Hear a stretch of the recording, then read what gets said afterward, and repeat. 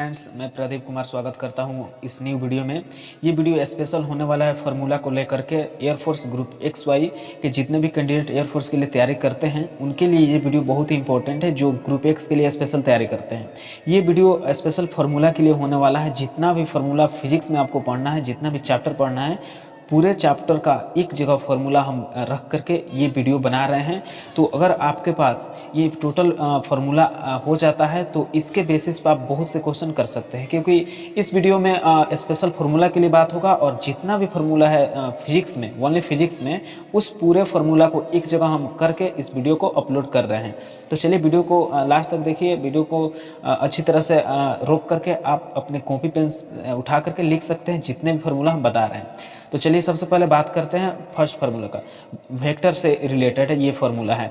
दो सदिशों का परिणामी सदिश r बराबर √p² plus q square plus 2pq cos theta, पहला फार्मूला हो गया। मतलब कि यहाँ पे आप जब तक क्वेश्चन नहीं बनाएगा तब तक कंप्लीट नहीं होगा। तो सबसे पहले आप इतना ध्यान रखिएगा, इस फार्मूला को आप ध्यान रखिएगा कि r बराबर √p² plus q square plus 2pq cos theta. अब बात करते हैं दूसरे का, परिणामी सदिश की दिशा। मतलब परिणामी सदिश की दिशा के लिए tan अल्फा हमको फाइंड करना होता है, जो कि यहाँ पे फार्मूला है tan अल्फा बराबर q sin थीटा बटा p plus q cos theta. ये आपको PQ दिया जाता है, एंगल दिया जाता है, तो आप यहाँ से फाइंड कर सकते हैं। अब नेक्स्ट फार्मूला की बात करते हैं, तीसरा एकांक सदिश के लिए। एकांक सदिश के लिए जो फार्मूला है मॉड एकांक सदिश के लिए, यहाँ पे a बराबर a कैप बराबर सदिश a बटा उसका परिणामी है। ये फार्मूला हो गया। आपको a दिया जाएगा, उसका सदिश दिया जाएगा, उसका मॉड दिया जाएगा, मतलब उसका परिणामी दिया जाएगा, जहाँ से आप एकांक सदिश यूनिट वेक्टर को फाइंड कर सकते हैं। और इसके आगे देखते हैं 4 नंबर में है उड़ान काल। उड़ान काल के लिए t बराबर 2u sin थीटा बटा g। इसमें g आपको दिया जाता है, u आपका जो प्रारंभिक वेग है उसको दिया जाता है, आपको कोण दिया जाएगा यहाँ पे। तो आप यहाँ से फाइंड कर सकते हैं अपना उड़ान काल। अब बात करते हैं दूसरे फार्मूला का, 5 नंबर अधिकतम ऊंचाई। आप यहाँ पे देख सकते हैं अधिकतम ऊंचाई का जो फार्मूला है यहाँ पे लिखा हुआ है। तो यहाँ पे आप देख सकते हैं h, अधिकतम ऊंचाई को h से डिनोट किया जाता है। तो h बराबर u² sin स्क्वायर थीटा बटा 2g। या अगर 90 डिग्री पर किसी भी बॉल को या किसी भी चीज़ को 90 डिग्री पर ऊपर फेंका जाता है, तो इसके लिए ये फार्मूला यूज होगा h मैक्सिमम। मतलब वहाँ पे एंगल 90 डिग्री हो जाएगा सीधे अगर आप फेंकते हैं, और मैक्सिमम ऊंचाई वहीं पे होगी। तो u² बटा 2g ये हो गया। अब बात करते हैं नेक्स्ट फार्मूला की, क्षैतिज परास। उसको r से डिनोट किया जाता है, मतलब रेंज। तो यहाँ पे आप देख सकते हैं क्षैतिज परास के लिए यहाँ पे फार्मूला लिखा हुआ है कि r बराबर, यहाँ पे 2 का फार्मूला है। तो आप यहाँ पे सबसे पहला वाला फार्मूला को देखिए कि r बराबर u² 2 sin थीटा बटा g, जहाँ पे u आपको दिया जाएगा, साइन थीटा का वैल्यू दिया जाएगा, और g यानी ग्रेविटी का आपको वैल्यू दिया जाएगा। अगर आपको बोला जा रहा है कि मैक्सिमम निकालने के लिए, तो मैक्सिमम के लिए 45 डिग्री होता है, और मैक्सिमम के लिए आपका फार्मूला u² बटा g हो जाएगा। अब बात करते हैं नेक्स्ट फार्मूला के बारे में। ये होगा v मैक्सिमम। वृत्तकार, अगर कोई कार वृत्तकार फॉर्म में गति कर रही है, वृत्त के अकॉर्डिंग गति कर रही है, तो वहाँ के लिए जो उसका जो वेग होगा, मैक्सिमम वेग, वो हो जाएगा √μgr। अब बता दें आपको कि यहाँ पे जो म्यू है, म्यू एक कांस्टेंट वैल्यू है, जी आपका ग्रेविटी है, और आर वृत्त का रेडियस हो गया। अब चलते हैं नेक्स्ट आगे यहाँ पे नेक्स्ट। अब यहाँ पे अब बात करेंगे, अधिकतम ऊंचाई हो गया, क्षैतिज परास हो गया, वृत्तकार गति के लिए हो गया। अब सबसे लास्ट वाला आप देखिए यहाँ पे झुकाव को। जैसे कि कोई कार किसी भी टर्न कर रहा है किसी भी सड़क पे, तो वहाँ पे जो झुकाव होता है वहाँ के लिए जो कोण होगा, झुकाव कोण, उसके लिए आप यहाँ पे देख सकते हैं, उसका फॉर्मूला है tan थीटा बराबर v² बटा r। जैसे कोई कार जैसे रोड होता है, तो रोड कहीं टर्न करना होता है, दिशा चेंज होता है वहाँ पे, तो वहाँ पे झुकाव कोण जो होता है कि गाड़ी कितना पे झुकेगा कि मुड़ जाएगा, तो वहाँ पे आपको बताया जा रहा है कि अगर किसी गाड़ी का वेग v² यहाँ पे है, उसका रेडियस दे दिया गया, उसका ग्रेविटी दे दिया गया, तो उसका झुकाव कोण कितना होगा, तो उसके लिए आपको ये फार्मूला यूटिलाइज करना पड़ेगा। तो ये हो गया नेक्स्ट। अब बात करते हैं, झुकाव कोण हो गया। अब देखिए यहाँ पे इस फार्मूला के बारे में बात करते हैं। आर मैक्सिमम, मतलब कि क्षैतिज परास मैक्सिमम 45 डिग्री पे होता है, और अधिकतम ऊंचाई 90 डिग्री पे होता है। ये बहुत ही इंपॉर्टेंट है, यहाँ से आपका ऑब्जेक्टिव क्वेश्चन बन जाएगा एयरफोर्स फिजिक्स के लिए। तो मैक्सिमम रेंज 45 डिग्री और मैक्सिमम हाइट 90 डिग्री हो गया। अगर दोनों मैक्सिमम हो, हाइट और रेंज दोनों मैक्सिमम हो, तो उसके लिए उस दोनों के बीच का जो संबंध होता है ये होता है कि आर मैक्सिमम बराबर 2 हाइट मैक्सिमम, मतलब कि क्षैतिज परास बराबर 2 गुने मैक्सिमम ऊंचाई। ये हो गया। अब बात करते हैं 10 नंबर। यदि आर मैक्सिमम बराबर हो, मतलब दोनों बराबर, जैसे कि अब रेंज जो होता है, रेंज भी 45 डिग्री हो और हाइट भी 45 डिग्री हो, तो वहाँ पे क्या फॉर्मूला होता है, तो आर एम एक्स बराबर 4 एच एम। अब देखिए इस पर अगर आप बनाते हैं अपना कोई भी नंबरिकल, तब जाके आपका क्लियर हो जाएगा। वैसे भी आप समझ लीजिए यहाँ पे कि सबसे जो इम्पोर्टेंट है वो है कि अगर आपको 45 डिग्री कोण से किसी गेंद को फेंका जाता है और उसका मैक्सिमम वो 45 डिग्री ऊंचाई तक जाता है, तो उसका जो ऊंचाई और रेंज के बीच का जो फार्मूला हो जाएगा, उसके लिए आपको फार्मूला यूटिलाइज करना पड़ेगा इस फार्मूला को, कि यहाँ से आपका क्वेश्चन बन जाएगा। जैसे हाइट मैक्सिमम दे दे तो आपको रेंज पूछेगा, यहाँ पे हाइट दे दे रेंज पूछेगा, तो यहाँ पे 4 गुना हाइट कर दीजिएगा तो आपका रेंज का वैल्यू आ जाएगा। तो अब बात करते हैं नेक्स्ट का। अब आ गया कार्य के लिए, वर्क के लिए, तो यहाँ पे सीधे फॉर्मूला होता है W बराबर एफ एस, जो कि एंगल के लिए होता है। तो ये एंगल के लिए आपका एफ, यहाँ पे एफ हो गया आपका बल, एस हो गया आपका विस्थापन, कितना विस्थापित हो रहा है, डिग्री हो गया कि कितना डिग्री पे कोई कोण, मतलब किसी वस्तु को आप कितना डिग्री पर विस्थापित कर रहे हैं। स्थितिज ऊर्जा पोटेंशियल एनर्जी, इसके लिए ये फॉर्मूला यूटिलाइज करना है आपको, U बराबर mgh, मतलब यू हो गया आपका प्रारंभिक ऊर्जा, मतलब जहाँ अभी स्थिर है वस्तु, उसके लिए स्थितिज ऊर्जा कहा जाता है। यू हो गया, मतलब स्थितिज ऊर्जा को यू से डिनोट किया जाता है। एम हो गया आपका मास, जी हो गया ग्रेविटी, और एच हो गया आपका हाइट, तो इस फार्मूला का आप यूज कर सकते हैं। क्या अगर mgh आपको दिया जाए तो स्थितिज ऊर्जा निकाल सकते हैं। अब बात करते हैं गतिज ऊर्जा के लिए। गतिज ऊर्जा को काइनेटिक एनर्जी कहा जाता है, इसलिए इसको कैसे डिनोट किया जाता है, तो इसका जो फार्मूला ये होता है 1/2 mv², जहाँ m मास हो गया, द्रव्यमान हो गया किसी भी वस्तु का, और v जो हो गया वेग हो गया, या 1/2 I ω²। इसको आपको पढ़ना पड़ेगा। ये जो अभी फॉर्मूला आप पढ़ेंगे जड़त्व गुण में, तो ये आपको हेल्प करेगा। जहाँ आई हो गया द्रव्यमान मास, वहाँ पे ओमेगा हो गया जड़त्व गुण। तो इसके लिए आपको फार्मूला को अगर याद कर लेते हैं, तो वहाँ पे अगर आप पढ़ते जड़त्व गुण हो गया या नॉर्मल गति हो गया, तो इसके लिए दोनों फार्मूला का आप यूज कर सकते हैं। तो ये हो गया गतिज ऊर्जा का K बराबर 1/2 mv², जो कि सबसे ज़्यादा इस फार्मूला का यूज किया जाता है। अब दोनों में संबंध क्वेश्चन पूछ देता है, तो दोनों में संबंध ये हो गया p² 2m के, p² हो गया जहाँ गतिज ऊर्जा और वेग में संबंध, p² बराबर 2m के। p का मतलब हो गया स्थितिज ऊर्जा का स्क्वायर बराबर 2 गुना मास गुना काइनेटिक एनर्जी। अब बात करते हैं नेक्स्ट का। नेक्स्ट बात करें गतिज ऊर्जा वेग में संबंध, हम बता दिए कि p² 2m काइनेटिक एनर्जी। अब स्प्रिंग की स्थितिज ऊर्जा, जो स्प्रिंग हम यूज करते हैं, वो हमेशा धनात्मक होती है। क्वेश्चन पूछता है कि स्प्रिंग की ऊर्जा ऋणात्मक होती है कि धनात्मक होती है, तो आपको बता दें कि स्प्रिंग की ऊर्जा हमेशा धनात्मक होती है, और उसके लिए जो स्प्रिंग की स्थितिज ऊर्जा होती है धनात्मक, उसके लिए जो फॉर्मूला हो जाएगा U या W से डिनोट कर सकते हैं। तो उसके लिए जो हो जाएगा वो हो जाएगा स्थितिज ऊर्जा का सूत्र 1/2 kx², मतलब सेम है 1/2 mv² की जगह पर ये उल्टा हो जाता है स्प्रिंग में जा करके 1/2 kx², जहाँ x यहाँ पे जो x दिया गया है ये विस्थापित का है, और k हो गया काइनेटिक एनर्जी। अब बात करते हैं नेक्स्ट फार्मूला का, गुरुत्वीय त्वरण।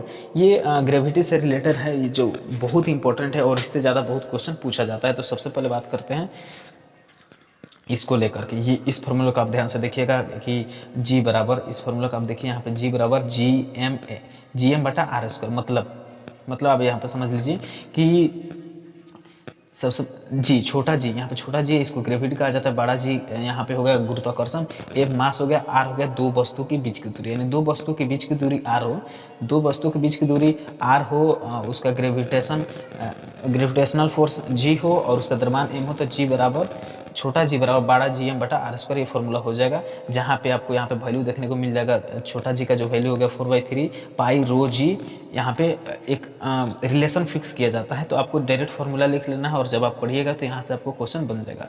पलायन वेग, हमेशा इसे क्वेश्चन आते रहता है पलायन वेग, तो पलायन वेग के लिए जो फार्मूला हो गया VE, इन वेलोसिटी ऑफ पलायन वेग जो होगा, उसके लिए जो फार्मूला हो जाएगा ये हो जाएगा VE बराबर √2gr, जहाँ पे रूट के अंदर g हो गया ग्रेविटी और r हो गया उसका रेंज दूरी, तो रेडियस r हो गया रेडियस। अब बात करते हैं कक्षीय वेग का। कक्षीय वेग पलायन वेग का ही एक फॉर्म होता है। तो चलिए कक्षीय वेग के लिए फॉर्मूला हो जाएगा V बराबर √2gr। पलायन वेग पूछेगा तो √2 यहाँ पे आप g को 2gr कर सकते हैं, और नहीं तो आप कक्षे में पूछेगा तो ये फॉर्मूला यूज कर सकते हैं।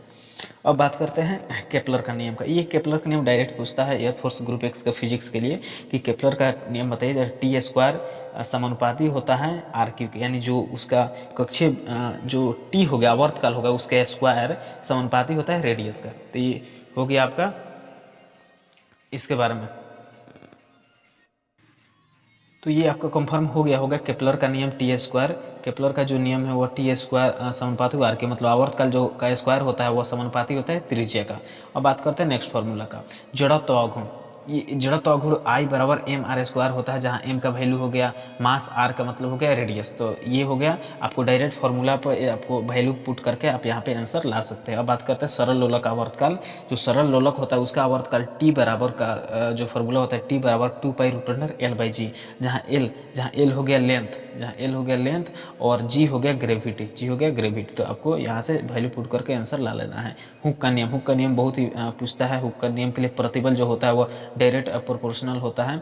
प्रतिबल जो डायरेक्ट प्रोपोर्शनल होता है विकृति का। यहाँ भी आप वैल्यू, यहाँ से आपको वैल्यू पुट नहीं कर रहे हैं, यहाँ से कंसेप्चुअल क्वेश्चन बनता है। अगर विकृति इतना होता है तो प्रतिबल क्या होगा, तो दोनों समानुपाती होता है तो सेम चेंजिंग होगा। तो यहाँ से आप क्वेश्चन बना सकते हैं।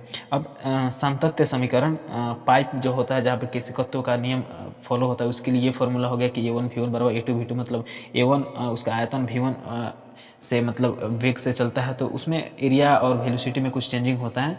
तो उसके ये फार्मूला आप वैल्यू को पुट करके यहाँ से सॉल्व कर सकते हैं। इस फार्मूला से किसी भी क्वेश्चन को सॉल्व कर सकते हैं इससे रिलेटेड। अब बात करते हैं केशिकत्व, जो कि बहुत ही इंपॉर्टेंट है। इससे भी क्वेश्चन पूछा जाता है। H बराबर 2T cos थीटा बटा ρRg, जहाँ T आपका यहाँ पे T जो हो गया टेंशन हो गया, तनाव, हाइट, यहाँ पे H हो गया हाइट हो गया, cos थीटा एंगल हो गया, और G ग्रेविटी हो गया। और जो ये रो है ये डेंसिटी कहा जाता है। घनत्व होता है किसी भी पानी का घनत्व के लिए, यहाँ पे पानी का नहीं मतलब किसी भी तरल का घनत्व होता है। तो यहाँ से आप सॉल्व कर सकते हैं। अब बात करते हैं अगला जूरिन का नियम। जूरिन का नियम से डायरेक्ट क्वेश्चन आता है कि इससे कॉन्सेप्चुअल क्वेश्चन आएगा कि H समानुपाती 1/r। इससे आप किसी भी रेडियस बढ़ता है तो उसके लिए H क्या होगा, बढ़ेगा घटेगा, तो ये व्युत्क्रमानुपाती होता है, यानी एक बढ़ेगा तो दूसरा घटेगा। अब बात करते हैं नेक्स्ट फार्मूला का, विशिष्ट ऊष्मा। विशिष्ट, ये हीट का क्वेश्चन, हीट का फार्मूला हो गया। तो हीट के लिए विशिष्ट ऊष्मा S बराबर आपको यहाँ पे देखने को मिल जाएगा डेल्टा Q बटा M डेल्टा T, मतलब मास हो गया यहाँ पे, T हो गया टेम्परेचर, Q हो गया उसका जो चेंजिंग ऊष्मा होता है, उसके लिए ये फार्मूला हो जाएगा।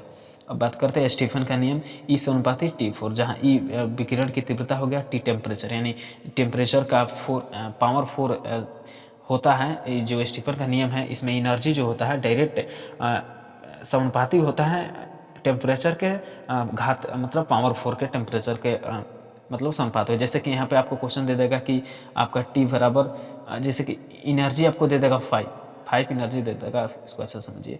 यहाँ पे एनर्जी दे दिया 5, और तो पूछेगा कि आपका T क्या होगा, तो 5 के पावर T आप यहाँ पे कर सकते हैं। तो इस तरह से आप क्वेश्चन बना सकते हैं यहाँ पे। अब ऊष्मागतिकी का प्रथम नियम, डायरेक्ट इससे फॉर्मूला भी आ सकता है, या इससे क्वेश्चन आ जाएगा कि आपको Q दे देगा, U दे देगा, W पूछ देगा, या आपको यहाँ से W दे देगा, U दे देगा, Q पूछ देगा। तो इस तरह से आप फॉर्मूला को पुट करके यहाँ से आप आंसर ला सकते हैं। अब बात करते हैं कार्नो इंजन की दक्षता। आपको T1 दे देता है, T2 दे देता है, और आपको दक्षता पूछेगा, तो यहाँ से वैल्यू पुट करके आप यहाँ से आंसर ला सकते हैं। अब देखिए कूलॉम का नियम, यहाँ पे है कूलॉम का नियम, F बराबर K Q1 Q2 बटा R स्क्वायर, जहाँ Q1 Q2 दो गो आवेश हो गए जो R दूरी पर स्थित है, तो उसके कांस्टेंट K हो गया, और तो यहाँ से F का वैल्यू फाइंड करना होता है। तो यहाँ पे आप पुट करके वैल्यू को फाइंड कर सकते हैं। विद्युतीय क्षेत्र की तीव्रता E, विद्युतीय क्षेत्र की तीव्रता E बराबर Q बटा R, मतलब अगर कोई आवेश Q R दूरी पर एक दूसरे के स्थित है तो वहाँ पे विद्युतीय क्षेत्र की तीव्रता कितना होगा। तो आप इस फार्मूला को पुट करके आंसर पा सकते हैं, इस फार्मूला को आंसर पा सकते हैं। अब देखिए अगला, एक समान विद्युतीय क्षेत्र में बल लागू टॉर्क बराबर PE, जहाँ पे P हो गया यहाँ पे विद्युत क्षेत्र की तीव्रता, नहीं सॉरी, यहाँ पे टॉर्क के लिए PE हो गया, जहाँ पे PE साइन थीटा, E हो गया आपका एनर्जी, P हो गया यहाँ पे बल फोर्स, इसमें P हो जाता है टॉर्क को लेकर के, यहाँ पे बल हो जाएगा। तो इस फार्मूला के लिए आपको P दे देगा, डायरेक्ट आप समझिए कि यहाँ पे P दे देगा, E दे देगा, तो आप टॉर्क का वैल्यू यहाँ से फाइंड कर सकते हैं। अब बात करते हैं विभव। V बराबर KQ बटा R, जहाँ Q हो गया आवेश, R हो गया रेडियस, K कांस्टेंट हो गया, तो यहाँ पर विद्युतीय विभव का वैल्यू आप फाइंड कर सकते हैं। विद्युतीय क्षेत्र और विद्युतीय विभव में संबंध E, यहाँ से आपका क्वेश्चन आता है कि E बराबर dV बटा dx, E बराबर dV बटा dx होता है। तो जहाँ भी विद्युतीय, यहाँ पे V हो गया आपका, यहाँ पे V हो गया आपका विभव, यहाँ पे x हो गया विस्थापन की अगर किसी भी विद्युतीय क्षेत्र में वहाँ से विस्थापित किया जाता है तो विद्युतीय विभव क्या चेंजिंग होगा। तो इस फॉर्मूला को आप यूज कर सकते हैं, यहाँ पे इस फॉर्मूला को यूज कर सकते हैं। अब देखिए, अब आ गया नेक्स्ट फार्मूला के बारे में बात करते ही, द्विध्रुव के द्वारा किया गया कार्य W बराबर PE cos थीटा, और नीचे PE cos theta 1 into minus cos theta 2। यहाँ अगर दो को कोण देता है तो आपको इस फार्मूला का यूज करना है, एक को कोण देगा तो आपको इस फार्मूला को यूज करके फाइंड कर लेना है। अब बात करते हैं धारिता। धारिता C बराबर Q बाई V, C बराबर Q बाई V। धारिता C से डिनोट किया जाता है, Q आवेश का, V विभव हो गया। तो यहाँ पे डायरेक्ट आप फॉर्मूला को पुट करके आंसर पा सकते हैं, जहाँ पे 3 तरह की धारिताएं होती हैं। समानांतर के लिए ये फॉर्मूला हो गया, गोलीय चालक धारिता के लिए ये फॉर्मूला हो गया, और तीसरा ये बेलनाकार के लिए। तो आप यहाँ पे देख सकते हैं किसी फॉर्मूला का यूज करके आप जिसका भी आंसर पूछेगा आप यहाँ पे ला सकते हैं।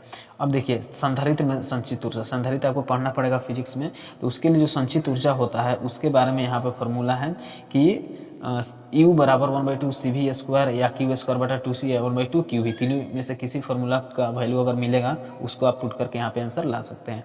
अब देखिए, संचार ये हो गया। ऊर्जा घनत्व U बराबर 1/2 एप्सिलॉन नॉट E स्क्वायर, जहाँ E विद्युतीय क्षेत्र की तीव्रता हो गया। तो आपको यहाँ पे क्या करेगा कि E का वैल्यू दे देगा, एप्सिलॉन नॉट का वैल्यू आप जानते हैं, तो यहाँ पे U का वैल्यू फाइंड कर सकते हैं। अब देखिए, अवनिष्ठ विभव, अगर 2 संधारित्र हो गए यहाँ पे, तो इन दोनों के बीच का जो विभव होगा और दोनों का अलग अलग धारिताएँ होगी, तो यहाँ पे अवनिष्ठ विभव आप ज्ञात कर सकते हैं। अब मिलते हैं नेक्स्ट में। प्रतिरोधकता, प्रतिरोधकता का रो बराबर RA बटा, आप यहाँ से फाइंड कर सकते हैं प्रतिरोध RA बटा देख सकते हैं L, जहाँ L लंबाई हो गया, जहाँ L लंबाई हो गया, यहाँ पे L लंबाई हो गया, R प्रतिरोध हो गया, A क्षेत्रफल हो गया। तो यहाँ पे प्रतिरोधकता रो का वैल्यू आप फाइंड कर सकते हैं। अब देखिए, अब दूसरा जो है प्रतिरोधक, ये चेंजिंग होता है यहाँ पे कि अगर प्रतिरोध R1 से R2 हो जाता है तो उसका लंबाई L2 से L1 का स्क्वायर हो जाएगा, उसका क्षेत्रफल A1 बटा A2 का स्क्वायर हो जाएगा, और उसका त्रिज्या R1 बटा R2 का होल 4 हो जाएगा। तो ये फॉर्मूला डायरेक्ट लिखिए, और इससे रिलेटेड क्वेश्चन आता है कि अगर उसके प्रतिरोध में चेंजिंग किया जाता है तो उसके लंबाई में क्या परिवर्तन होगा, क्षेत्रफल में क्या परिवर्तन होगा, त्रिज्या में क्या परिवर्तन होगा, व्यास में क्या परिवर्तन होगा। तो आप यहाँ से इस पहलू को पुट करके आंसर ला सकते हैं। अब देखिए, विद्युतीय शक्ति P, विद्युतीय शक्ति को P से डिनोट किया जाता है। तो P बराबर VI, यानी विभव इंटू I का मतलब हो गया विद्युत धारा। ये दोनों के गुणनफल को शक्ति कहा जाता है, या V स्क्वायर, यानी विभव का स्क्वायर बटा प्रतिरोध को भाग कीजिएगा, तो यहाँ पे विद्युतीय शक्ति का वैल्यू आ जाएगा, या I स्क्वायर R, यानी करेंट के स्क्वायर इंटू R हो गया आपका प्रतिरोध के गुणनफल को विद्युतीय शक्ति कहा जाता है। हीट एक्सचेंजर, तो डायरेक्ट आप यहाँ पे P दे देगा, PQR दे देगा, आपका एक वैल्यू फाइंड करना होता है, मतलब इसमें 3 को आपको दे देगा, 3 में से आपको एक वैल्यू को फाइंड करना होता है। मीटर सेतु में अज्ञात प्रतिरोध का वैल्यू ज्ञात करना होता है, तो इस फॉर्मूला का यूज कर सकते हैं। L देगा आपको और R देगा, तो यहाँ से अज्ञात प्रतिरोध का वैल्यू आप फाइंड कर सकते हैं। अब आ जाइए चुंबकत्व में, F बराबर QUB साइन थीटा। आवेश के लिए आप पहले पढ़ चुके हैं, आवेश के लिए क्वाब साइन थीटा, शॉर्टकट आप याद कर सकते हैं, क्वाब साइन थीटा। और ये चुंबकत्व में ये हो जाता है F बराबर बील साइन थीटा, चेंजिंग हो जाता है। यहाँ पे आप डायरेक्ट इस तीनों का वैल्यू आपको मिलेगा, यहाँ पे तीनों का वैल्यू आपको मिलेगा, आप रख करके आंसर ला सकते हैं। बायो-सावर्ट का नियम जो कि पूछता है, इसमें एंगल दे देगा, दोनों के बीच का दूरी दे देगा, उसमें कितना चेंजिंग हुआ वो दे देगा, लंबाई में कितना चेंजिंग हुआ, के का वैल्यू आपको पता है। तो यहाँ से आप बायो-सावर्ट के नियम से आप बायो-सावर्ट के नियम से जो ज्ञात किया जाता है चुंबकीय क्षेत्र, वहाँ से आपको वैल्यू फाइंड कर सकते हैं। अब कोई भी कुंडली हो गया, उसमें भी अगर चुंबकीय क्षेत्र का पता लगाना है तो म्यू नॉट I बटा 2R, जहाँ R रेडियस हो गया और I हो गया आपका यहाँ पे करंट प्रतिरोध। चलिए अब बात करते हैं परिनालिका के लिए। परिनालिका के लिए आपको इस सूत्र को यूज करना होता है, जहाँ पे म्यू हो गया, म्यू एक कांस्टेंट हो गया, n आपका वहाँ पे तार कुंडली की फेरों की संख्या हो गया, I आपका थी क्या बोलते हैं आई आपका धारा हो गया और एक्स में विस्थापन हो गया, तो यहाँ पे आप टोरॉइड के द्वारा परिनलिका का चुंबकीय क्षेत्र निकाल सकते हैं। अब आइए बात करते हैं इस फ्लक्स का, चुंबकीय फ्लक्स, विद्युतीय फ्लक्स, चुंबकीय फ्लक्स दो होता है, तो यहाँ पे चुंबकीय फ्लक्स की बात किया जा रहा है। तो फाई बराबर बी ए कोस थीटा, जहाँ पे बी आपका हो गया चुंबकीय क्षेत्र, ए एरिया हो गया, एंगल दिया जाएगा कोस थीटा, तो यहाँ पे पुट करके आप आंसर ला दीजिएगा। अब आ गया फैराडे का द्वितीय नियम, ई बराबर माइनस एन डी फाई बटा डी टी, डी फाई आपका फाई हो गया चुंबकीय फ्लक्स, टी हो गया उसके रेस्पेक्ट में टाइम लगा, एन फेरों की संख्या हो गया, तो यहाँ पे फैराडे के द्वितीय नियम से आप ई का विद्युत वाहक बल निकाल सकते हैं। प्रेरकत्व ऊर्जा, वही गतिज ऊर्जा का यहीं पे यूज कर सकते हैं, 1/2 एल आई स्क्वायर, जहाँ एल फ्लक्स हो गया, तो एल फ्लक्स नहीं सॉरी, यहाँ पे एल दूसरा कुछ होता है, तो आपको प्रेरकत्व में जब पढ़िएगा तो वहाँ पे एल का वैल्यू दिया जाता है, आई का वैल्यू दिया जाता है, तो यहाँ पे प्रेरकत्व ऊर्जा का फाइंड कर सकते हैं। अब देखिए प्रतिबाधा, प्रतिबाधा के लिए ये फॉर्मूला होता है जेड बराबर रूट अंडर यहाँ पे आर हो गया आपका प्रतिरोध, प्रतिरोध का स्क्वायर प्लस x1 वहाँ से विस्थापन करके उसको घटा करके यहाँ पे स्क्वायर कर दीजिएगा और इस फार्मूला पे दोनों का वैल्यू को पुट कीजिएगा तो प्रतिबाधा आपका फाइंड हो जाएगा। शक्ति गुणांक, इससे क्वेश्चन आता है शक्ति गुणांक का, तो वास्तविक गुणांक बता आभासी गुणांक कर सकते हैं, या प्रतिरोध बता प्रतिरोध बटा प्रतिबाधा के जो क्या बोलते हैं समानुपाती उसका जो अनुपात होता है उसी को शक्ति गुणांक कहा जाता है। दर्पण सूत्र, अब बात करते हैं दर्पण सूत्र का, 1/1 एफ बराबर 1/v into 1/v plus 1/e हो जाएगा, तो दर्पण सूत्र कहा जाता है। या जहाँ पे r 2f होता है, यानी r जो r होता है प्रतिरोध वो 2 गुना f हो जाता है यहाँ पे फोकस के, ये होगा। अब बात करते हैं r, यहाँ पे जो r बराबर 2f यानी जो फोकस के दुगुना को वक्रता त्रिज्या r कहा जाता है। अब देखिए दर्पण बनाने का सूत्र, दर्पण बनाना है तो इस सूत्र से आप दर्पण के लिए आपको यहाँ पे P बराबर 1/f होता है, या mu minus 1 into 1/r1 into minus 1/r2। Mu हो गया आपका गुणांक मतलब अपवर्तनांक, r आपको दे देगा, r2 आपको दे देगा, तो यहाँ से आप फॉर्मूला को फाइंड कर सकते हैं। लेंस सूत्र यहाँ पे आपको दिया गया 1/f बराबर 1/v माइनस 1/u। अब बात करते हैं सबसे लास्ट वाले फार्मूला का, अर्धायुकाल। अर्धायुकाल के लिए आपको 0.693 बटा के होता है, जहाँ के वो आपको दिया रहेगा, तो आप यहाँ से फाइंड कर सकते हैं अर्धायुकाल। अब देखिए आयाम और तीव्रता में संबंध, आयाम आई हो गया, तीव्रता ए स्क्वायर हो गया, दोनों समानुपाती होता है। यहाँ से आपको ए देगा तो आई निकालना होता है, आई देगा तो ए निकाल लीजिएगा वैल्यू पुट करके। अब यहाँ पे आ गया लास्ट फार्मूला चुंबकीय द्विध्रुव आघूर्ण। यहाँ पे चुंबकीय द्विध्रुव आघूर्ण के लिए m बराबर 2Lm, इसको छोड़िए, जब तक अगर आप इसके लिए चुंबकीय नहीं विद्युतीय के लिए पढ़ लीजिएगा तो इसको आप आराम से क्लियर कर सकते हैं। तो ये सब था स्पेशल फिजिक्स का टोटल फार्मूला। अगर आप फिजिक्स अच्छे से पढ़ लेते हैं तो इन सभी फार्मूला को आप आसानी से यूज में ला सकते हैं और इससे रिलेटेड न्यूमेरिकल को बहुत ही आसानी से आप क्लियर कर सकते हैं। वीडियो अच्छी लगी है तो हमारे चैनल डिफेंस एजुकेशन 999 को सब्सक्राइब कर सकते हैं, और एयरफोर्स ग्रुप XY के रिटन, मेडिकल और फिजिकल से रिलेटेड कोई भी अपडेट चाहिए, कोई भी इन्फॉर्मेशन चाहिए, कोई भी डाउट हो तो आप कमेंट कर सकते हैं, आपको वीडियो अपलोड करके डाउट को क्लियर कर दिया जाएगा। तो मिलते हैं नेक्स्ट वीडियो में किसी टॉपिक के साथ। Thank you.